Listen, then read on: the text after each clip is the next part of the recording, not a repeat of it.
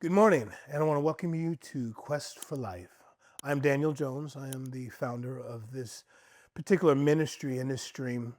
But today, I don't want to get too deep into my testimony, but I just wanted to share with the audience, share with you guys why and where the passions of this really stemmed from. So, as I've said, my name is Daniel. I was in recovery. I'm in recovery now, but I was an addict, active addict, on and off for 25, almost 30 years of my life. And one thing I've seen is so many addicts who go through addiction are so isolated in their lives. Many get caught up in systems. You hear it said often that the end results of addiction is jails, institutions, and death. But I want to talk a little bit more. Just there's such an isolation place when we go through addictions. There's a place where we feel like we're by ourselves. Um, Addictions pulls you away from the love of your family because you fully empty out the compassions of a family because they get tired and they get frustrated. They run out of answers of how to even help their child or loved ones that are in addiction. And oftentimes the addict doesn't even want to be in the midst of it because we rather be outside of hurting people rather than staying in the place to continue letting people down or and having them being involved in our ups and our downs and our broken promises. And so that isolation puts us nowhere but into the streets. And because of that isolated pain and the isolated frustrations, we medicate even more because we don't really have answers yet. It's not that a lot of addicts don't even believe in a higher power because many have gone through AAs and we've tried to define that relationship with God. And sometimes God is the only hope that we have. But one thing the addict has lack of in that situation are the tools or even knowing how to get out of that situation. It reminds me literally of the prodigal child, where you leave your family and you go back and you start living this riotous life and you get amongst people who don't really love you. They just use you for that situation or the part of that moment. But sometimes that aha moment comes when you're in the midst of that pain, you're in the midst of that struggle.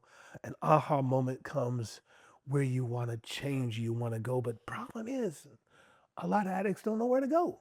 They don't know what to do because oftentimes life pulls us out of trust. It pulls us out of answers. And though we may have an aha moment, we go right back into the very place that we left because that's what's called familiar. So, this ministry, Quest for Life, is to talk about stories where there actually is another side of this. And I'm probably speaking to somebody right now who is struggling. And the purpose of this is to speak life and hope in you and let you see that there are individuals that you'll encounter through this film that have made it to the other side, that are no longer captured in it. And that doesn't mean we don't struggle. Let's be very honest about that. There's always struggle. There's always this thing that we have to trust in God every day. There's this thing that when we wake up to, that we have to just believe that God was with us for that day. We have to just lay it all at his feet, lay it all in the line. And yes, you'll hear me speak about God. I love God. God been blessed to be a pastor now, but you'll hear my story. I've had a lot of struggle. But even that, I love AA. I love people who will come in with the ideology of a higher power. Nothing's wrong with that. However, God is introducing himself to you, there's nothing wrong with humble beginnings. Some people take the holistic route to get sober. Some people have basically been delivered. I've heard those stories. So I'm not here to judge or tell you which way to go. I'm telling you my story. And my story, I've overcome by the blood of the Lamb and the word of my testimony. It is by the power of God that I give glory. Now, I have been to some rehabs. If I say I won't get into my life story, but I'm going to let the Spirit of God just move me in the direction He chooses to.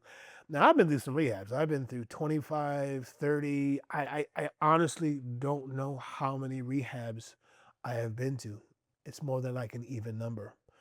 I've even appreciated them because it gave me a lot of the understanding of the concept, the addiction concept, understanding the drug concept, understand really what goes on with us physiologically and mentally and emotionally. It was very educational and it was very empowering to have those tools. But even knowing as much as I knew about the addiction and about the chemical dependency and able to quote many different aspects of it, it wasn't until I surrendered. It really was, and it's interesting. I was at a bus stop one time. So I just moved from California and I was sitting at a bus stop and I was on my way to work and I was reading my Bible and I don't remember, I think it was Matthew, Luke, somewhere. But nevertheless, it read, "Lest any of you come after me, you must first deny yourself. For whoever denies yourself will find yourself." But he was saying to pick up your cross and follow me. Pick up your cross and follow me and deny myself. Those were the words that really stuck out in my mind. Pick up your cross, follow me, and deny yourself, and you'll find yourself. It was then that kind of began the process that if I really want a life changing, I have to stop doing the same things I've always done. Well, I think that is defined as insanity, right?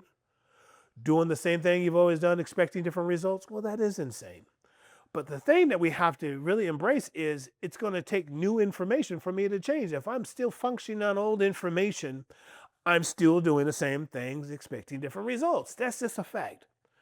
But if I implement new information and allow myself to be vulnerable and accountable, meaning I really have learned to embrace community. Community is important. So in addiction, most of us, and you guys can contest to this, I mean, come on, we isolate. We don't know where else to do. We don't want to impose ourselves on others. We're broken, we're hurt, we're depressed, we're under attack, and spiritually it's an over mess, and we're really hopeless and don't know where to go. But when we can break out of that cocoon or that cave in which we're in, and we begin to implement community. What does that mean? Well, I think AA is a very good start for some folks. NA could be a very good start for some folks. CA could be a good start. Or just fellow addicts that understand what you're going through. So whoever am I speaking to you right now, you're not alone. You have to remember that we're not by ourselves in this fight. That there are other people, I already feel the Spirit of God, that can relate to your pain. It's the attack of the enemy that really tells us, "Oh, you're by yourself, you'll never get out of it." And we stay in that dysfunctional place. But we don't have to stay there. We don't. We don't.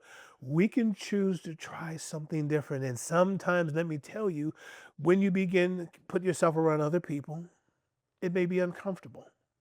You may deal with trust issues, but the more you sit amongst other addicts, other alcoholics, other people struggling, the more you relate to their stories, the more they open up, the more you feel empowered to open up. And the more you share, the more you start working on those wounds that we've been just stuffing and stuffing and stuffing and putting it under the rug and hiding. But the more that we can reveal the truth of our pain, it's just liberating. It's a place that just begins to set us free. And I don't know how to explain it any more in depth, but for you to have your own encounter and understanding. I can tell you this until I'm blue in the face, but until you get up and say, "I'm sick and tired of being sick and tired," until you get up and just cry out to the Lord of your understanding and say, "God, help me. Help me develop a relationship with you, but help me be on the other side of me. I'm tired of me. I'm sick and tired. I want change." When that white flag begins to wave, it's amazing how the Spirit of God just jumps right in. Or the God in whom you choose your higher power. We'll keep it right there for now. So, in that community thing, the Word of God, and you'll hear me say it often because I'm a person who loves the Word. It says, "In a multitude of counsel, there lies safety." What does that mean? That means if I can be around men, women, people of God, people of sobriety, that means they can probably help me navigate and differentiate between the forest and the trees. Because look, when you're in the middle of the Amazon forest and you've never been there, you are not going to know how to get your butt out of there. Unless maybe you run across one of those natives who are from that particular region. And when you run into this particular person, because they're from that region, because they have an understanding of that area of the Amazon River, they can pull you out of there. Just say, "Well, to follow me. I know the trails very well." Well, that's the beauty again of community, is saying, hey, I can pull you out. Walk with me. Let me show you. And it's a very trusting place to be. Now, let me back up and just say this. Jails, institutions, as death is a reality. Um, in this, I started, and my wife, we started a transitional home probably about 10 years ago. So it was when we came from Gonzales, Texas, from where I met my wife. We moved to Converse. And I was just so passionate about helping men and eventually women get them out of addiction, or yet set them up in an environment that's conducive for their growth. Well, why that? Well, for me, I've been to so many group homes and men's homes and this and that and the other. I just saw so many situations that were just, they were misused, taken advantage of. People were in it for the money, not for the person. And I remember having this conversation with God. I was actually in the big island of Hawaii. I was at a rehab in Hawaii, and I said, God, if you can get me out of this, I was like, yes, God, I will start a home. I would love to try to start a home that would help men and women get off drugs and alcohol. So my wife said yes to the first person. We were in Converse, Texas, and I drugged them into the house and said, baby, it's time. She said, okay. So we bring someone in the house, and I bring someone in the house, and at some point my wife is like, okay, enough bringing people in the house. You're invading her privacy, which she didn't mind. She was very loving, very supportive of that. But we eventually got a building, and that was kind of for me the birthing of what we call on the block community outreach. So Quest for Life is really under the umbrella of on the block community outreach. I want to talk a little bit about the outreach and what that is for us. On the Block Community Outreach is, we're a men's home. We are an outreach. Every Friday, we feed the general public. We serve food. We pray for folks. We give them a gentle word. We build relationships. But if anything, where we're planted, and we do that right there on the west side of San Antonio, where our men's home is, what's the purpose of it? The purpose of it is wherever we feel we're planted in a men's home, we feel like we should be able to impact the community. And it's all about community impact. So we always want to see if we can be, or be intentional about being a light in whatever environment we're in. And so it's been very effective as well, being in the community, helping folks, and this, that, and the other, bringing them food, even bringing some of the men into the home. Um, After that became the birth in the Quest for Life. It's so important for people to hear stories about truth. Quest for Life is not only going to be on this couch where we'll interview men and women who are on the other side of it, but we're also going to go straight into the streets. We're going to give you truth of people who are actually struggling. And my heart is to bring awareness to the general public. I think a lot of times people have different ideologies of addicts and their own opinions and thoughts, and that's understandable because people have different experiences and different opinions, and that's okay. But what I want to bring is the raw truth in the hearts of those who I feel are overlooked, the prodigals, those who are definitely stuck in those streets, who just want a voice to tell somebody what's going on, or anything, just want to be acknowledged as a human being, just want to be loved by the love of God. And that's who we are, and that is the purpose of what we're doing with Quest for Life, is to bring encouragement, understanding to addiction, stories, laughing, tears, but the reality of what goes on with addiction. And let me not leave out the families. There are going to be many families who are in that codependent place. Um, and I hate to say that, but many family members go through codependency because you get so sucked in by what your family member or loved one is going through. You having to navigate enabling, navigating when to help, when not to help, when to let go, when not to let go.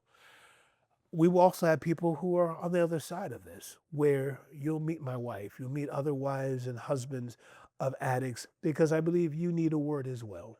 You need encouragement as well, because addiction is just not an individual problem, it becomes a family problem. And families struggle behind the four walls of their houses, leaving the house, trying to put a smile in their face while being burdened with a loved one while they're on the streets, and you don't even know if they're alive or not. praying for and angry with and hurting for and wishing you can do, and even guilt driven, because some people are like, well, did I do something wrong? Is it something in my genetics? Is it something that I did? Is it something that I should have done? And God will give you that peace and the answer to that. But the key is you need to hear from people as well who can just minister to your hearts and let you know you're not alone. And if you are this person, I encourage you to go to an Al Anon meeting. I've not been to one because I'm more, though I have people that I sponsor and mentor for. I have loved ones that are in addiction. I've always been on the AA side, but I've heard good stuff about Al Anon as well. So find yourself a support group as well, those who have family members. But we want to come to this as a family topic, not preaching to you, not just giving you stories, but sharing the love, really knowing that we're here. You will also have contact numbers and emails. And if you really just need to talk, I really want to be able to interact with some of the audience. We can probably do that on a small basis when we have millions of views, if that's where God chooses to take it. We'll have to get creative then of how to do it. But we really want to be able to walk with you. And if you're struggling also, I wanted to make sure you call me. Maybe we can help you find a place to go for rehab, but it's important for you to know that you're not alone. But anyway, I'm going to sign off. Next time you hear from me, I will give you my testimony, at least the one-on-one. We've got some other things going on today, but hey, I love you guys. Lastly, I want to speak encouragement to you. Keep going. Don't quit. Don't quit. Don't give up. Don't stop believing. Sometimes you feel like in your cave and it's dark, but find that pinhole of light and hold on to it and walk toward that light. Trust God. Believe. Keep fighting. As long as you're alive, there's another breath, and believe me, you still have a purpose in your life. And I don't care if you're old, if you're young, if you're still here, I truly believe that God has a purpose for your life. I really do. If we were meant to be gone, we'd be gone. So just keep believing. Keep believing. Know that we love you. We're signing off. I will see you guys later. Quest for Life.